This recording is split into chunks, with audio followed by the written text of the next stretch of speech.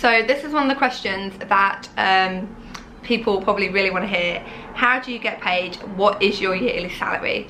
So you want me to borrow that dress, shoot it, and post it for free, and then send it back to you? So what am I getting from this? And they're like, well, you're gonna get some gorgeous photos. And I'm like, and so are you.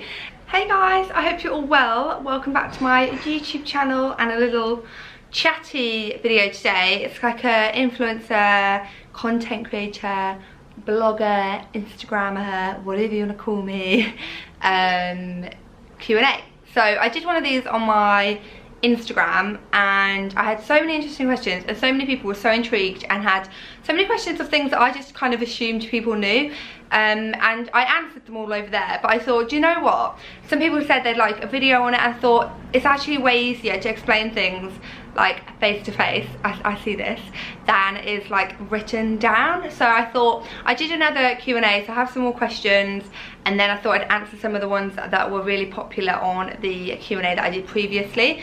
So I thought it would be a good kind of point of reference for anyone who follows me on any channels to kind of understand what I do, why I do it, how I earn money, all of the things that people are super nosy and want to know, and I don't blame you because I would want to know them too.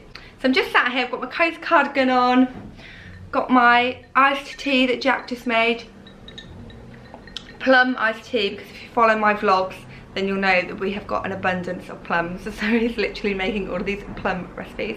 And then I've got my phone with my questions on, so I'm just gonna get started. So some of them are like more about what I do, and some of them are more about tips for if you are an influencer. So I feel like I'm going to start by covering all of the ones that are more about what I do, because I feel like they'll be more relevant to everyone who follows me, potentially, and then I'll cover the ones that are more like tips, okay? So someone said, could you talk through the process of working with a brand? So I'm going to take that as like a sponsored post. So a sponsored post is when we post it on Instagram and it's a paid for post. So say for example I'm working with Doris Perkins, because I do work with them, or H&M, or anyone. So they will come to me and usually they've got an idea of the kind of thing they want to promote. Sometimes, this happens rarely to me in clothes, they'll say we're promoting this dress, because usually they don't want to, they'll want it to be more, because they won't just be working with you, so they'll be working with a few people. They don't just want one dress to be sold, they'll want like to promote a whole range. So usually they'll say we're promoting summer dresses or something like that, and then they'll say, so can you pick a summer dress from, they'll either say pick something off the site, or they'll say I've attached a PDF with all the summer dresses that we're promoting, can you pick one that you like, and then pick all the outfits. So they usually want you to be doing head to toe in that brand. It's rare that a brand will just want you to wear like their top, because they don't want you to be wearing like competitor brands.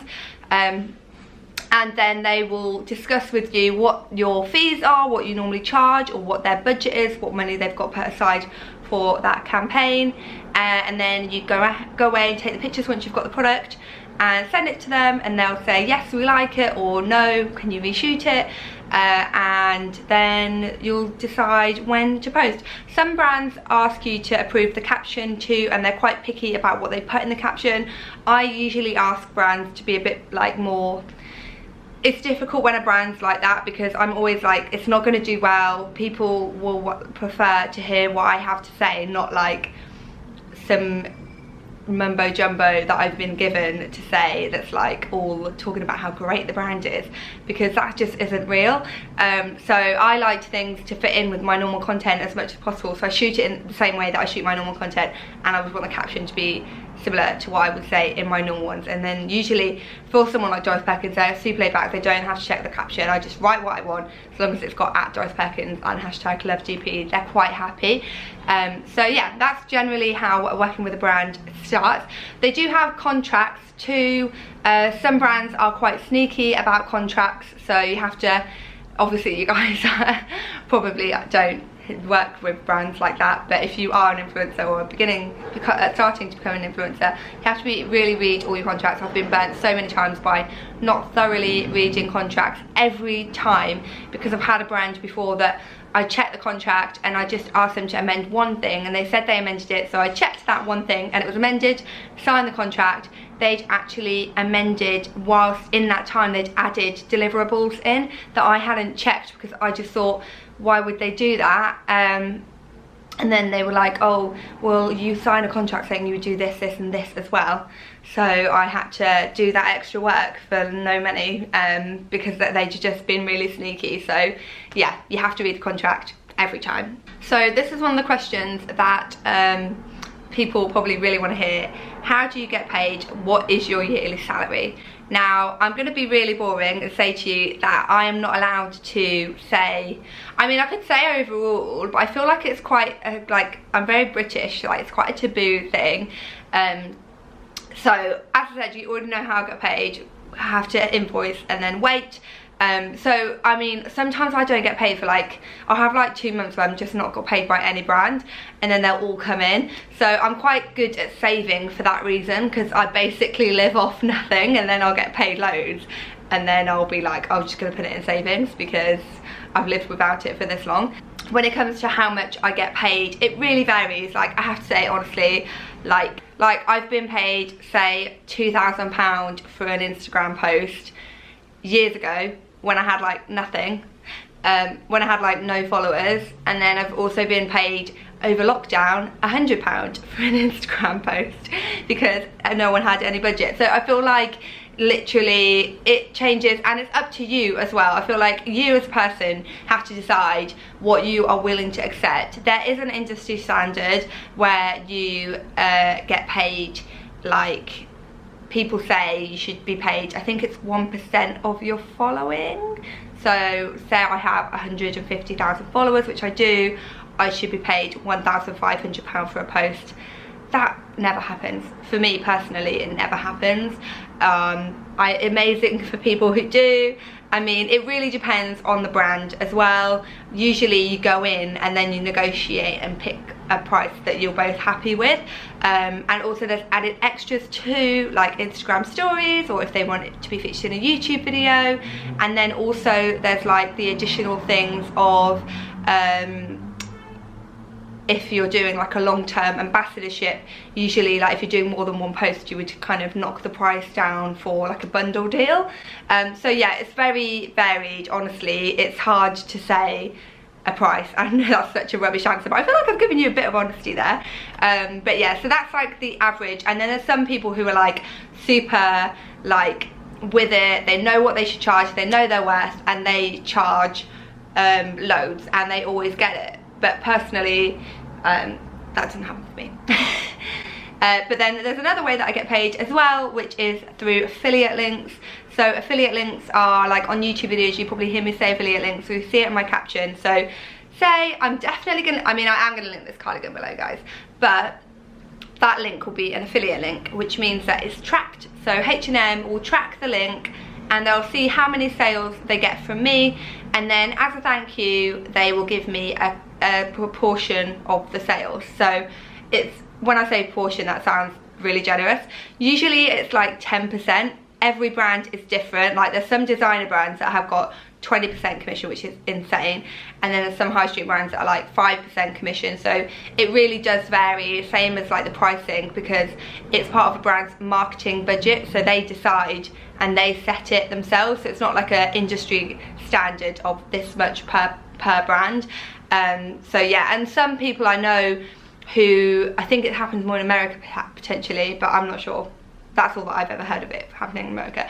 If you've got like an amazing relationship with a brand and you're like their top seller, then you can negotiate a higher rate, because you can be like, look, I'm selling so many clothes for you, I want more money.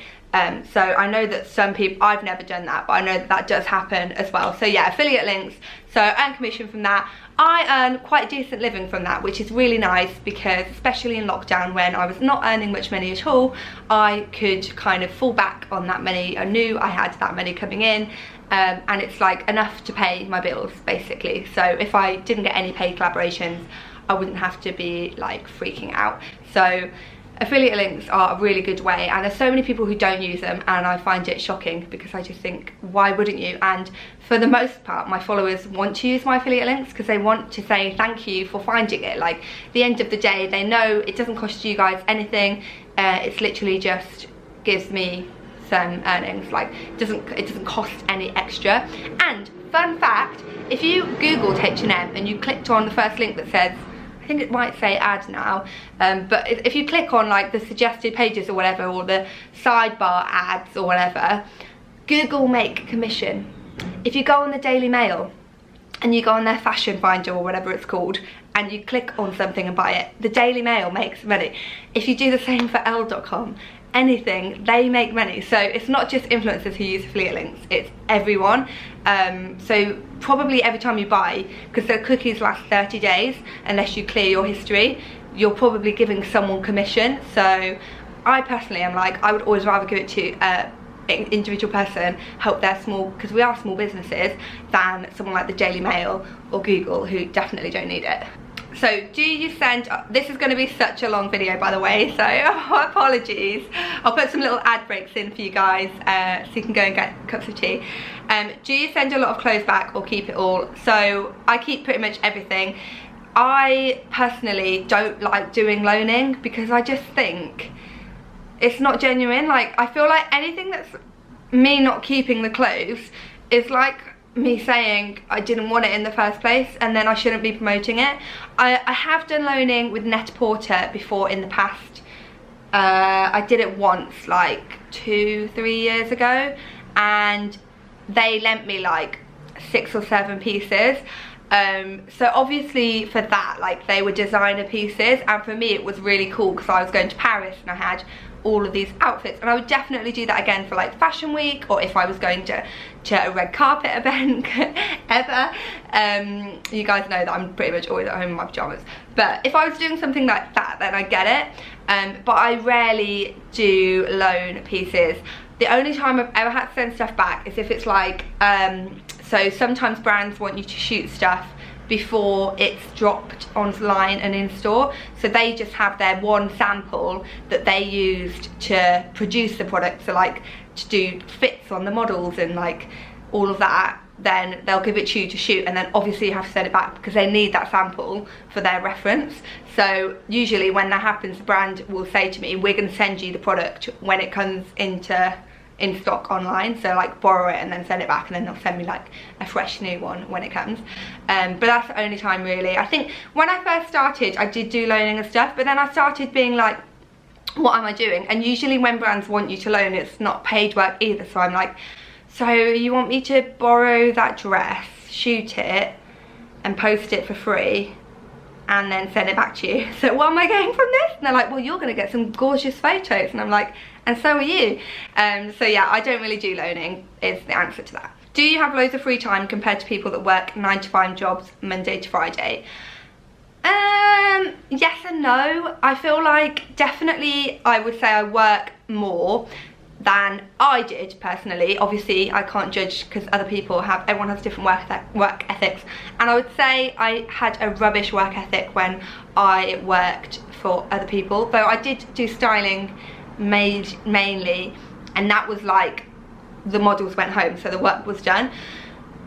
But oh, okay, I'm going off tangent. 9 to 5 Monday to Friday, so let's just stick to that. So yeah, I do definitely 100%, but equally so if my mum and my sister are having a day out, for example, it's like my sister's day off work, then I'll be like, I'm gonna come with you, and then I'll just work twice as much the next day, or I'll work that evening, or I'll work on Saturday. So it's just the fact that it's more like flexible, so if I want to do something then I can, and I can just move around my work, do you know what I mean? Because I'm only answering to myself, and I do give myself days off too, but I do work most weekends. And yeah, I try to stop working at like 6 or 7 o'clock because of just having a life. And Jack, I think, who gets like annoyed if I'm like working all the time, but I often post on Instagram at 9 o'clock and then I'm like engaging until 10 o'clock, and technically that's work too, so I guess like I do that. And then since lockdown I've been rubbish at getting up and stuff, so I definitely say that I'm working less since lockdown. but I did, when Jack was going to work, I used to get up at 6 o'clock, start working, wouldn't start working until I got home at like 7 or 8, and then post at 9. So I was literally working like 6 o'clock till 10 o'clock at night. So yeah, I basically work as little or as much as I want. But because I work for myself, and also with things like affiliate links, you can literally see your earnings. Like, you can post a blog post, you could go in Google Analytics and you can see people on your post. Like, it's really hard to not work because it's so fun to be like, I can literally do something and see the results instantly. What does your day-to-day consist of? I'm sure it changes a lot. I'm just interested. So as I said, it changes a lot. So yesterday I literally did sweet FA because, as I said before about people having time off, it was my sister's day off, and her friend, who is like basically another sister to me, we all went for lunch and chilled, and Jack was painting the house and he was like, you can't stay in the house because you'll get paint everywhere. So all I did yesterday was answer emails and take some pictures, but today I have done loads of Instagram stories, which I always think isn't work, but I guess it is. Then I'm filming 3 videos, and then this afternoon I've got to take Jack to pick up something from, so I'm probably going to work this morning and then not this afternoon, and then I'll get home and I'll do some video editing tonight. But it really varies. Some days I'm literally just sat on my laptop all day answering emails, writing blog posts, but I quite enjoy the admin days and stuff like that. So it does vary so much, so sorry. I feel like if I was just an Instagrammer or just a YouTuber, it would be more less varied, but because I do YouTube, blog and Instagram, and also I don't have management or anything, so I do all my own emails and stuff, which I know like is normal. But some people have management, so they don't have to do emails and stuff, which honestly, if you just sat there, you could do emails all day because people reply. You're like, I've cleared my inbox, and then everyone replies, and you're like, for God's sake. Which is why sometimes I do emails on a Sunday, because no one replies, and it's perfect. Do brands care how many followers you have? Definitely, to an extent. So I'd say me and my sister have always said this, that there's like 2 different types. Like, we feel like the budget for brands is split in half. One half is for people who've got loads of followers, and it's for reach, and they literally don't care what your content is. And then one half is for people who have beautiful images and they don't care how many followers you have, because they want, did I say followers? So they don't care about the content. This is about the content. They're paying you for beautiful images that they can repurpose. So it's less about that, and it's more about how your content is amazing. So that kind of is also where what I said about like how much people earn can vary, because if you have insane images, you're a photographer and a content creator, so you charge for your content rather than your following. So I feel like there's a difference between that. I feel like I kind of fall in the middle, because I definitely would not call myself like a full-on content creator, because I don't think I'm creative enough to call myself that.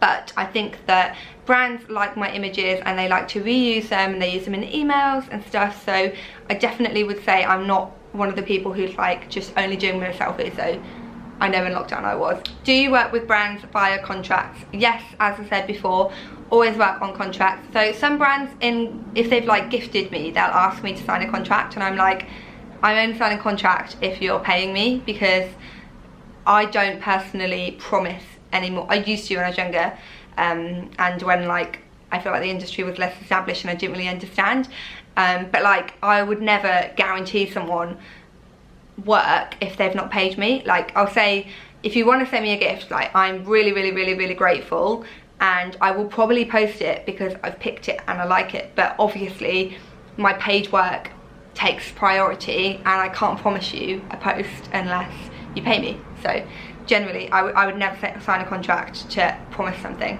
if I wasn't being paid. I've always wondered if you keep all the new clothes hauls that you try on every day. So when I do stories that's like my outfit of the day, I'm definitely keeping those clothes. Those are my clothes. When I have, if I'm like trying on new, I'd say in stories 100%, because I don't really show stuff in Instagram stories. I don't really do like hauls unless it's like stuff that's actually mine. Whereas if it's on YouTube, when I do hauls like ASOS haul, H&M haul, unless it's a gift from the brand, in which case I do keep it all, I usually will pick like 1 or 2 things that I want to keep, because otherwise I'd have no money whatsoever. Do you ever need to send evidence and analytics of your following and engagement to brands? Yes, like I said before, it's really important if you're not a content creator, and even then I feel like they'd want to know anyway. They usually want to know how many, well, they know how many followers you've got, but they want to know how many of your followers are in the UK, US, like where they're from. They want to know how many are female and how many are male, because obviously that's important as well, which is kind of like hooks in with what I said before about your following, because if you've got like 500,000 followers but you're posting bikini selfies, you might have a lot of male followers, which kind of is useless in terms of a brand who's trying to sell bikinis. And what else do they ask for? Oh, sometimes they ask for like screenshots from your Instagram stories too, to like see how many views you get, how many swipe ups you get. So just kind of like an understanding of your followers and what they engage with, where they're from, who they are. Have you and Lauren ever done the same brand at the same time or done a shoot together? So Lauren, if you guys don't know, where have you been? She is my sister. There's 18 months between us. We're not twins, as some people think, which I find crazy because I feel like we don't look alike at all.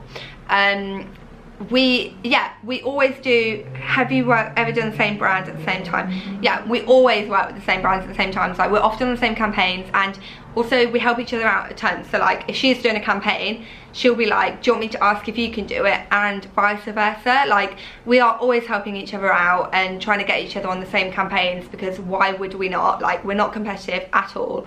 Like, I feel like there's an edge of competitiveness, obviously, to be like, I feel like of all the, obviously comparison in this industry is like a big thing, and I compare myself to her all the time. So I wouldn't say it's competitive, but it's definitely comparisons. Like, if her pictures are like doing amazing and getting loads of likes and mine aren't, then I definitely feel worse about myself. Whereas if I wasn't getting good likes but she wasn't either, then I would feel fine about it. I know that sounds weird, but yeah, so in that way, like, comparison type thing. But even though this isn't part of the question, but we help each other out, we get each other on the same campaigns, and then we do campaigns together too. So we mainly do them based around events. So if there's like National Friendship Day or National Sisters Day or Galentine's Day, we usually end up doing campaigns together. Like, we're quite open to working together all the time. We generally don't do a lot of pictures together because we're shooting each other, so it's quite hard. But Lauren's just bought a tripod with a remote control, so potentially they could be coming soon. Do you have to register as self-employed? How do you learn the business side with taxes, etc.? Yes, you have to register as self-employed. I never had to because I was already self-employed as a stylist, and I just registered myself under Sinead Crowe before and was like, I'm self-employed. So I didn't really, and it was like styling before, and this is kind of styling, so I never had to like change it or do anything. I just kind of carried on. But now I'm registered as a business because it was just the sensible thing to do. In terms of like taxes and all of that stuff. But I've got an accountant basically who tells me what to do. I didn't have one until like the last couple of years, but I'm really glad that I got one because you can expense the accountant. So technically, even though it's still your money, it's like, it's fine. And also they just, for me, I needed an accountant to tell me what to do basically, because I was getting too confused with like taxes and VAT returns and business taxes and there's like, I have to do like 6 tax returns a year now, so I was just like, I can't do that. But in terms of like learning the business side and everything, my dad is self-employed and has his own company, and he always said to me, save at least 20% of your earnings for your tax. And I tried to save 30% after a while, because I realised that the national insurance gets you, and student loan and stuff like that, so it's good to have extra. And then if you save too much, then you just get a bonus at the end of the year. So it's better to save too much and then have like a little bonus than to be scrambling around for it, in my opinion. In terms of like learning it, honestly, it's not hard. I have a spreadsheet that Jack set for me because he's a spreadsheet boy, that has like, I just put all my expenses in there and all of my earnings in there, and so it kind of like calculates everything, and then I just have to put the figures in when I did my tax return. This was before, but it's not that hard, honestly. Like, you can learn as you go. When you're a brand ambassador for a brand, can you explain, are you paid a set fee for unlimited work? No. So when you're a brand ambassador, it's kind of assumed that you would wear and love the brand, because otherwise why are you a brand ambassador? But it's not set work. So for example, when I was a brand ambassador for Pandora jewelry, I only really wore Pandora jewelry, mainly because I wasn't allowed to work with other competitor brands, but equally just because I really like the jewelry. I always had new Pandora jewelry that they were giving me, so I just generally wore it all the time and tagged them all the time.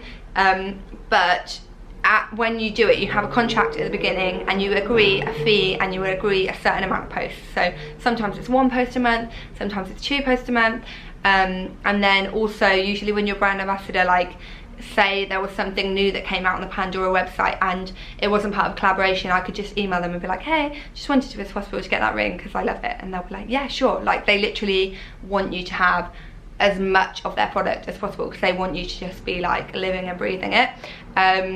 But yeah, it's not unlimited work. No. If you took a break for a week or work more, would it impact your work dramatically? Yes. Well, I don't know about a week. So I went away, so I got married in November and then went away for December, pretty much all of December, and then it was Christmas for my honeymoon, and I literally had like hardly any work in January, because just feel like there's certain brands that I work with every month and stuff, and like it's just like, if you're out of the loop, then it's hard, it can sometimes be hard to get back in the loop. So like they have like the certain girls they work with every month, so you just have to be like, hey, I'm back, like help, can I do some work? So sometimes like it is, and also particularly for Instagram, like if I took a week off Instagram and didn't post, I feel like it would really affect my engagement and my reach, because Instagram would just kind of take you off of the algorithm, I feel. Someone said, what is a PR product? Now, I feel like this question is a recent question because it's something that I've just started doing and most people have started doing. So we've changed from putting gifted to PR product, because it's like, saying it's a gift is like saying that people have just sent you it out of the kindness of their hearts. My mum bought me a necklace for my birthday. That was a gift. Like, I got sent some curlers from Gazoo. I could call that a gift, but I would be naive to say that that was a gift because they've sent me it and they want me to promote it. Like, obviously there's no expectations behind it, but it's technically a PR product. They've given me it because they want me to show how it works, they want me to promote it, and they want me to share it. So now we've started using the word PR product just because, first of all, I feel like the word gifted is quite jarring too. Like, if you're following someone and every day they're like, look at all these gifts that I get sent all the time, it kind of like makes it look like you just sit back and get given loads of stuff, whereas realistically, like, you've worked years to build those relationships. And it's the same as well as if like Elle magazine got sent loads of beauty products to try, to then post. If they were doing, then they might do an article about serums or something, but that's the same for us. But obviously because it's one person, it just seems like crazy. I don't know, maybe I'm blabbering on a bit much. I hope that makes sense. I know some influencers will promote anything. How do you remain authentic to your brand? So basically you just only promote stuff that you like. It sounds really easy. I mean, I've definitely been swept away with things when I first started. I think I've been doing this for like 6 years now. But like, when you first start getting offered free stuff from brands, it's easy to be like, oh my god, yes please, I can't believe I'm getting free stuff, and be swept away with all the goodies. And then again, when you start being offered to be paid stuff, it's really easy to be swept away with the fact that you're actually earning money from a hobby. But I think as time goes on, you start to realise that like you're wasting your time. And there's so much. I mean, guys, I've been asked to promote a dildo before and been offered thousands of pounds, but I was just like, I can't do that. Like, I literally can't do it. Like, I can't do it to myself. And also, you have to think about your future. Like, if I promote that dildo, would Pandora want me to be an ambassador? Do you know what I mean? Would I just feel like, and it doesn't fit. I mean, there's some girls who are very outspoken about things and who that sort of content fits in perfectly with like them as a person. It just doesn't with me. So I feel like you just have to kind of think like, if it makes you uncomfortable, then it's not right for you. Do you know what I mean? Like, I would feel uncomfortable posting that. I'd be like, so anything that I would feel not proud to post or put an ad next to, then I wouldn't do. Okay, so I think those are all the questions that I like about what I do. So I'll just answer them quickly because I feel like I've been blabbering on for ages about like tips. So someone said, what's the best way to approach a brand about collaborating? So I used to just get in touch and be like, hey, I'm an influencer, like this is my Instagram, this is my blog, like I'd love to work with you, let me know if you think that we would be a good fit. Now I would be like, hey, I'm Sinead, I love your brand, I have been buying it for ages, because obviously you wouldn't get in touch if you hadn't or you didn't like it. Or I'd be like, I think we would be an amazing fit for these reasons. I've seen this campaign you did, I thought it was amazing, or I've got this coming up which I think would be such a good fit for us to work together. Just kind of try and like sell yourself. Don't just like, and I think that PRs really like it when you come up with ideas for campaigns, because you're basically doing their job for them. What were some of the first brands you worked with when you first started out? Now, I can't actually remember. I think the first brand that I worked with gifted was, I feel like maybe they were called Brown and Berry. It was like a handbag company, like a British handbag company. And I know that the first paid collaboration I ever did was with a watch brand called Abbott Leon, and they paid me £25 for a post, and I had 20,000 followers, and I was literally shocked. Maybe I had 25,000, because I feel like that's what I thought, like 25,000 followers equals £25. And I was so shocked, guys. And they wanted me to do 2 posts, and I was like, oh my god, £50 for just posting a picture, I'm rich. I was so happy. So yeah, that was my first one. Do you stick to specific times to post? I try to, because I know that those times do better for me. So I try to post at like 11 o'clock in the morning, and also 9 o'clock at night. Though I used to post at like 8 o'clock in the morning, but then with lockdown and everything I changed it to 11, and I don't know whether to change it back or not. I'm a bit torn, but at the moment I've been posting really sporadically, so I haven't been sticking to times. But yeah, I tend to stick to those times because I feel they do best for me, especially because I've got a lot of US followers, but obviously just what works for you. But I feel like sticking to times is quite good for like people to know, and also for you, like to have a schedule to be like, yeah, just to know like that at that time you can sit down. But don't be too stick to it as well. Like if you want to go out on a night out and have fun, like just post early or don't post. Like don't feel like I can't do that because I've got to post at 9 o'clock at night.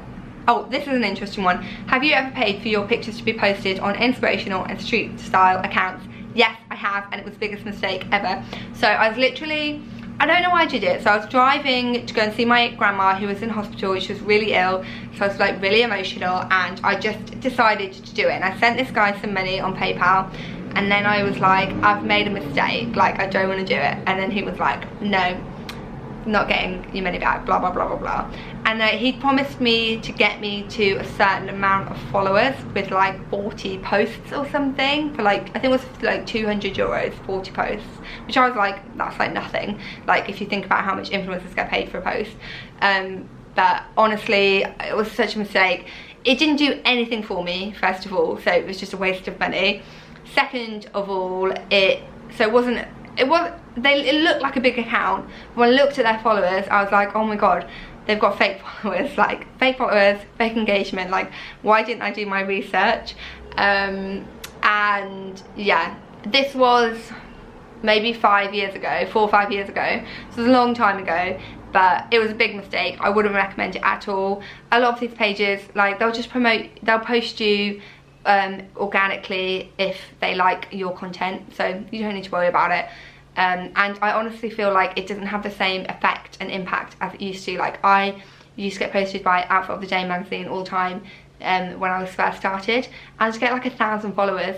And then like more recently in the last couple of years, I literally would get like 50 followers if I got reposted. So it's like not worth it anyway. Is your husband okay with taking photos of you? You say he won't be happy. So this is obviously a reply to something else I said earlier. He is happy to take pictures of me, but I know he doesn't want to do it, but he does it. But he makes it clear that he's not happy doing it while he's doing it. So I would always rather get someone else to do it, because I feel uncomfortable taking pictures because I feel like I'm annoying him. How did you grow your following? As I said, I've been doing this for like 6 years. Slow and steady wins the race. You'd rather grow a small following that is highly engaged and people who trust you, because that is more valuable than growing overnight to like 500,000. Sorry, my battery just cut off. So yeah, there was someone that I follow who I followed for years, and then she got really popular. I'm doing these story, do you remember those story templates that got really popular, that was like, I've done this, or I'm traveling here, and like bingo, travel bingo, all those things. Anyway, she got really popular overnight. She grew to like 500,000 followers, and she said it was the worst experience of her life. She wished she could have just deleted the followers. She said it was really lonely, the trolling was awful, because obviously they're not people who like know her and have slowly followed her, and she just said she wished she could have just never done it, basically. So it's not all that you think. I think people think that you blow up overnight and then your life is fabulous, and it's not true. How do you edit your photos and organise your feed? So I always say this on my Instagram, but obviously you guys don't all follow me over there. I always edit my pictures how my sister edits them. She taught me how to edit, so I'm not going to tell you how I edit because it's stealing her thunder. I will link her YouTube video about how she edits the videos with a step-by-step guide in the caption below in the description. But I always use Unum, which is an app, UNUM, to plan my feed. It's like you can move around the pictures and stuff and see what your grid will look like, and I always try and plan the top 9 to almost look like a picture in itself, because that to me is what gets you followers, having an aesthetic feed, because people will see a picture they like and then they'll come to your feed, and if they see your feed and it's a mess, then they might be like, oh. But if they see your feed and it's like something that is like really appealing to them and they love all the pictures and it just looks pretty, then they're more likely to hit follow. Loads of questions about growth tips and how to grow. And I'd honestly just say, like I said, like slow and steady wins the race. Use hashtags, not super popular but like popular, so you can type in like the hashtag and it will say like how many people are using them. So like aim for ones that are like maybe between 500,000 and 1 million, I would say. I might be wrong. And just use like popular hashtags. Use hashtags that brands are using, so like if you're using Topshop, hashtag Topshop style, Topshop outfits, Topshop girls, Topshop, just those kind of things. Tag the brands in the picture to try and get reposts, because brand reposts honestly are the best. And also tag inspo pages, don't pay them. Tips on contacting brands and keeping relationships with brands. So I've kind of talked about contacting brands already, keeping relationship with brands, wear the products, tag the brand, exactly what I've just said, and then that can like get them to contact you organically. Also, so brands that I have worked with and have relationships with and have their emails address, well, first of all, before COVID, I used to like meet them once every couple of months for a coffee to like catch up, keep that relationship going, keep the face-to-face.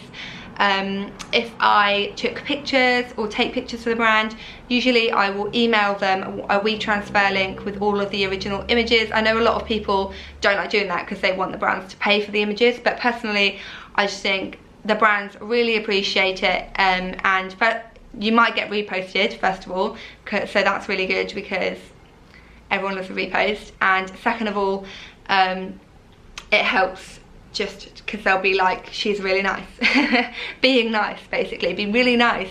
That's how to don't be tight, be nice, and do extra work. If they like, if you took 3 pictures that you like for a brand collaboration but you only need to post 1, don't be like, oh, well, I'm only posting 1 because only one's paid for. Post the other ones, like there's no harm. So yeah, and like wear it in your everyday outfits. Don't just only post for them if it's a paid ad, basically. How to be more confident in front of the camera. I literally have noticed this. It's the more you do it, oh my god, I hated YouTube so much when I first started. I felt so awkward, but just like sitting down and filming more and more made me more confident, and now I just feel like I'm talking to my friend. Like, my camera's one of my best friends, guys, and so are you.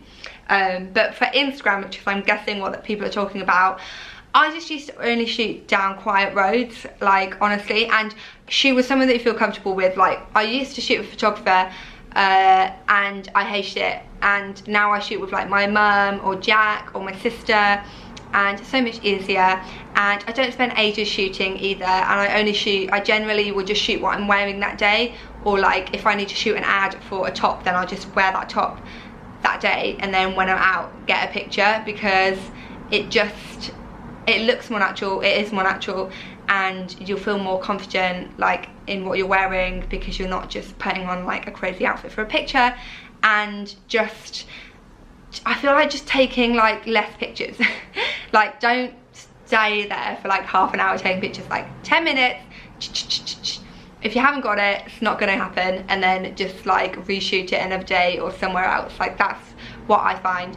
And in terms of like people taking the mick and stuff, like, I just honestly don't care anymore, because I just think like those people, I don't know, I think unhappy people take the mick out of other people, so I just feel sorry for the people who take the mick out of me. And if you're nervous about having your face in it, wear sunglasses, because you can always get a good picture if you've got sunglasses on, because my eyes are always half closed, and that's when I get the bad pictures.